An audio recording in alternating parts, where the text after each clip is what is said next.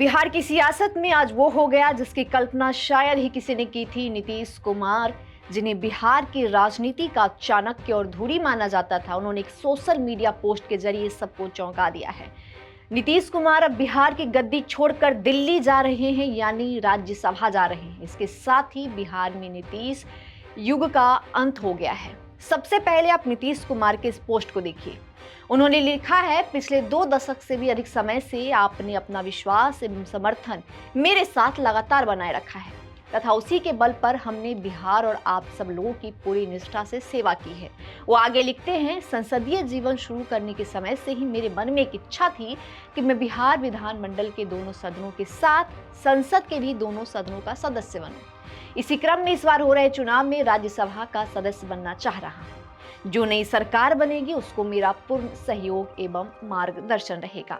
तो नीतीश कुमार ने अपने पोस्ट के जरिए ये क्लियर कर दिया है कि वो राज्यसभा जा रहे हैं। आज राज्यसभा के सदस्य के लिए नामांकन का आखिरी दिन है।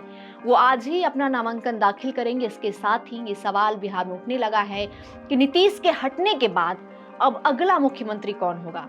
तो बिहार की सियासत में फिलहाल 2 फॉर्मूले चल रहे हैं। जो वहां के सियासी जानकार है उनका कहना है कि ये जो 2 फॉर्मूले हैं उसमें फॉर्मूला 1 ये है कि बीजेपी का सीएम बन सकता है और जदयू की तरफ से 2 डिप्टी सीएम रहेंगे।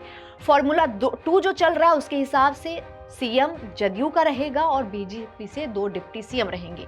चर्चा यह भी है कि क्या 4 दशक बाद बिहार को कोई सवर्ण मुख्यमंत्री मिलेगा या फिर बीजेपी अपने पुराने अंदाज में किसी ईबीसी या ओबीसी चेहरों को लाकर चौंका भी सकती है या फिर कोई आरएसएस की पसंद का व्यक्ति बिहार का सीएम बन सकता है। कुछ ऐसे नाम हैं जिसे लेकर सियासी जानकारों का कहना है कि वो बिहार के मुख्यमंत्री बनने के रेस में आगे हैं। इसमें सबसे आगे नाम चल रहा है डिप्टी सीएम सम्राट चौधरी का। दूसरा नाम है नित्यानंद राय का। फिर दीघा विधायक संजीव चौरसिया की बात सामने आ रही है। जदयू की बात करें तो विजय चौधरी और अशोक चौधरी, जो नीतीश कुमार के काफी करीबी है, वो भी इस रेस में है। इस पूरे राजनीतिक घटनाक्रम में सबसे बड़ा ट्विस्ट है नीतीश कुमार के बेटे निशांत कुमार का। बिहार विधानसभा के चुनाव से पहले ही निशांत कुमार को लेकर के ये खबरें आ रही थी कि निशांत कुमार जदयू ज्वाइन करेंगे। जो जदयू के जो बड़े नेता हैं या फिर जो कार्यकर्ता हैं, आप उनके अगर सवालों को देखिए तो वो लगातार चाह रहे थे कि निशांत कुमार जदयू में आए और जदयू की बागडोर संभाले। लेकिन निशांत अब तक राजनीति से दूर रहे हैं। विधानसभा चुनाव के दौरान कहा जा रहा था कि निशांत चुनाव लड़ेंगे, लेकिन निशांत नहीं आए। लेकिन अब कहा जा रहा है कि नीतीश कुमार ने अपने बेटे के लिए सियासी पिच तैयार कर दिया है। 2025 चुनाव के बाद से देखिए तो निशांत कुमार लगातार राजनीति में सक्रिय हैं। वो खुले तौर पर तो नहीं, लेकिन नीतीश कुमार के साथ देखे जा रहे हैं। जो पॉलिटिकल इवेंट हो रहे हैं बिहार में, उसमें भी निशांत कुमार देखे जा रहे हैं। राजनीतिक गलियारों में चर्चा है कि नीतीश कुमार खुद को बिहार की सक्रिय राजनीति से अलग कर सरकार और संगठन की चाबी है वो अपने बेटे निशांत को सौंप सकते हैं।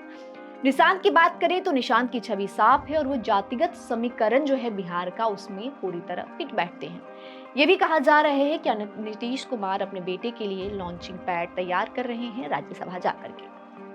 इधर नीतीश कुमार ने तो राज्यसभा जाने का ऐलान कर दिया, लेकिन जो बिहार में सियासी घमासान है वो शुरू हो गया है।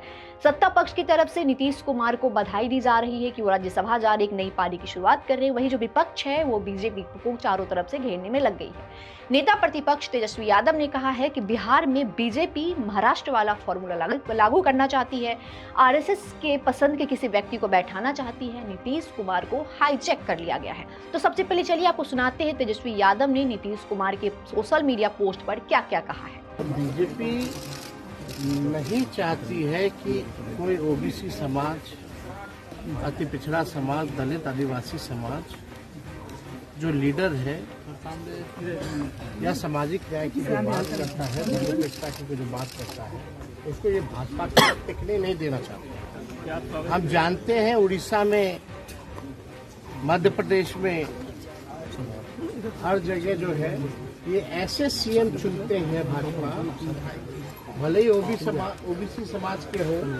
लेकिन रबर स्टैंप वाला जो सीएम जो है भाजपा जो है चुनती है।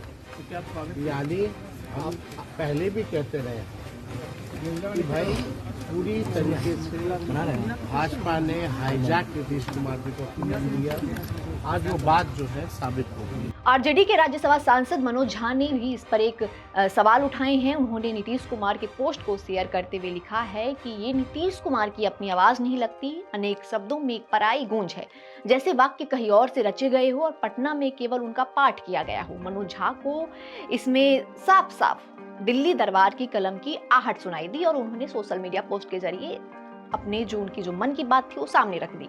नीतीश कुमार के इस फैसले का असर पटना की सड़कों पर भी साफ साफ दिख रहा है। जो जदयू दफ्तर के बाहर कार्यकर्ता प्रदर्शन कर रहे हैं, अंदर घुस करके उन्होंने तोड़फोड़ भी की है। उनका कहना है कि बिहार में बहुमत नीतीश कुमार के नाम पर मिला था, तो मुख्यमंत्री भी उन्हीं को रहना चाहिए। कार्यकर्ताओं का आरोप है कि इस फैसले ने उनकी होली का रंग फीका कर दिया। वो कह रहे हैं कि जिस तरह से चुनाव के दौरान महिलाएं जो थी, जो महिला वोटर्स थी, वो आगे बढ़ चढ़ के आई, नीतीश कुमार को के नाम पर उन्होंने वोट दिया, वो सब कल रो रही थी, किसी का भी होली अच्छा नहीं गुजरा। तो बिहार में इस वक्त चर्चा सिर्फ एक ही है कि क्या बिना नीतीश कुमार के जदयू का वजूद कायम रह पाएगा। बिहार की जो ये होली है, ये सिर्फ रंगों की नहीं बल्कि बड़े सियासी बदलावों की गवाह बनने जा रही है। वहां के तमाम अपडेट से हम आपको रूबरू करवाते रहेंगे। आप देखते रहिए न्यूज़ इंडिया।